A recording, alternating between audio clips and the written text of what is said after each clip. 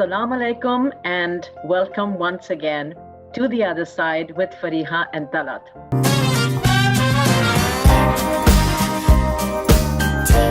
Today's topic is, and you may have guessed this by now, against all odds.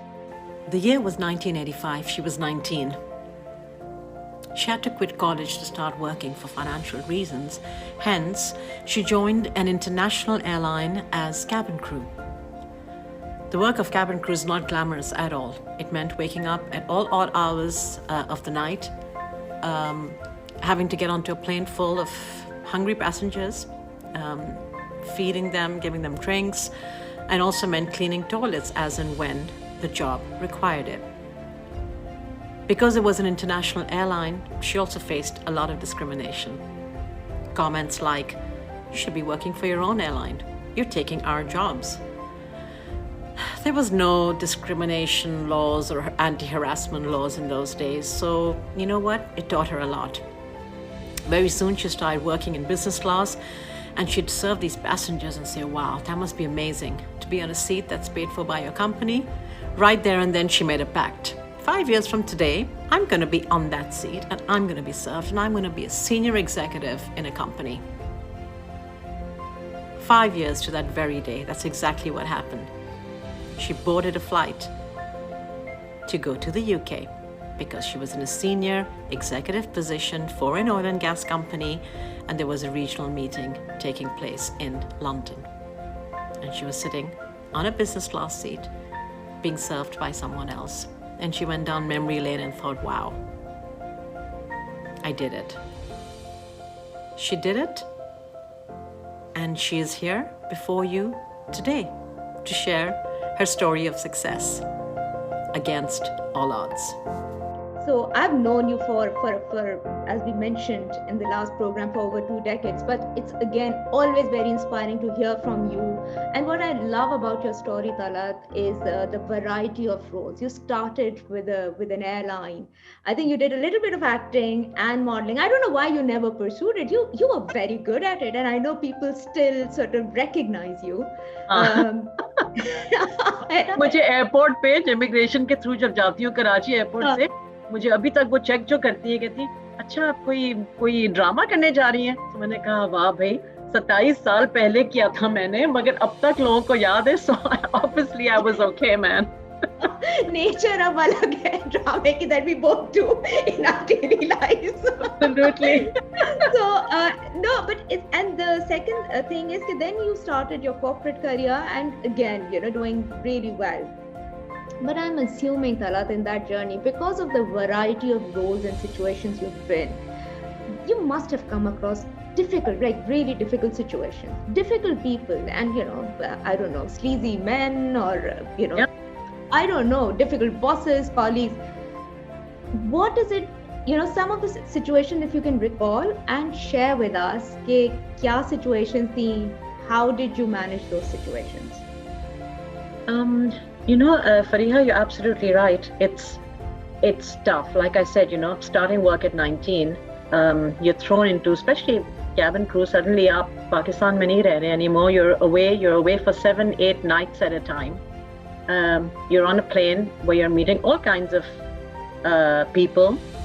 Some amazing people I met on that journey, and some not so amazing and not such nice people. I think आप बहुत जल्दी सीख जाते हैं how to maneuver or find your way around these situations without making it into something very serious, if you know what I'm saying. I think there's a way to handle sleazy men, and they exist everywhere, not just in the airline, but they exist in offices every day. There are women here every day who are at a workplace who find it very difficult to manage, and generally you find men will always say it as a joke. वो एक मजाक, ताकि अगर आपको बुरा लगे भी, they'll turn around and say कि भाई हम तो मजाक कर रहे थे.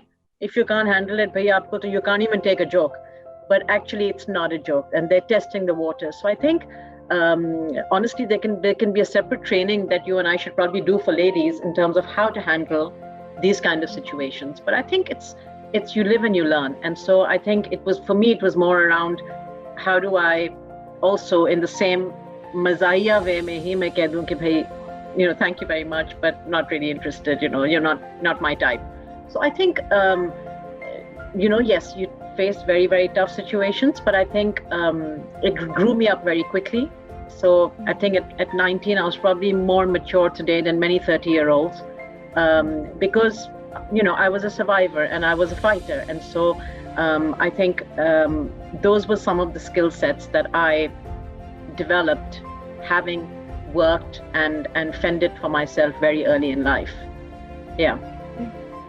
And but I think it's important, Talat, to talk about it, and thank you for sharing that, because I think we sort of live in that sheltered environment, especially for the girls, कि एकदम बाहर जाएंगी तो किस तरह deal करेंगी. But I think you're a great example कि कुछ नहीं होता as long as you're confident and competent, right? Exactly. और आप अपने आप में वो, you need to be responsible for your own character and your own reputation, and what is it that you want to do. Nobody can force you to do something that you don't really want to do ever.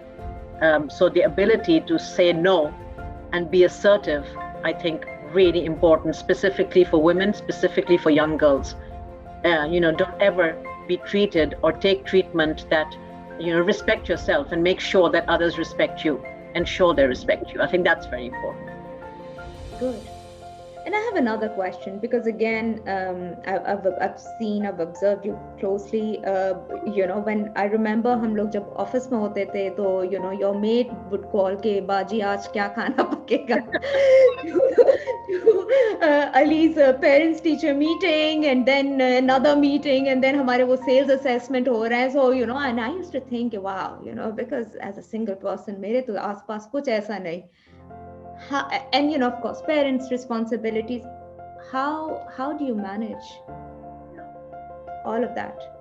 It wasn't easy, and it isn't easy for any woman who's trying to balance, home life and work life. And I see young girls now, and they have the same issues. Bacha bimar hai, maid hasn't come back from the chutti, so up stuck, and you need to be at work at 9 o'clock, and God forbid you have the kind of boss who just does not understand, who has zero empathy for these things, because they think you should anyway be home. आप नौकरी पे आ क्यों रही हैं? बीबी आप घर पे ही रहें, ठीक है, आप बच्चों को संभालें. 80% of the men are still think that way, whether we admit it or not. They do think that way. So really, how do you find that balance? Yeah, how do you keep that? How do you keep it going? I think in Pakistan so much easier, because you still have a network, you still have family, you have mothers and khalas and aunties and all of this. And I think I was lucky that early in my life with my kids, I had that support. I just thank God, when I look at women who work in the West, whose families are very far, who have kids and are trying to manage all of this, it's so much more difficult, okay? Because it's not the whole maid thing. It's actually on a cold, snowy morning, putting your kid into a daycare, then picking them up on the way back. So I think, honestly, in Pakistan, we still have it a lot better. So I think the balance is very tough. I've got 3 kids, so I keep joking and I say, God, these are my 3 branded children. Mikhail, who's my oldest, he's my British Airways baby. Then I have Ursula, and I call her my ABN AMRO baby, because she was born when I was working at ABN AMRO. And then I have Ali, who's my BP baby, and he was born when I was working at British Petroleum. So these are my branded kids, and I think it is tough, but it's not impossible. I think important to have a support system. Ensure you have good help. That's why you work. Make sure you have somebody you can trust the kids with. And I think you need to ensure you have a partner also that kind of helps out. So I think it is possible.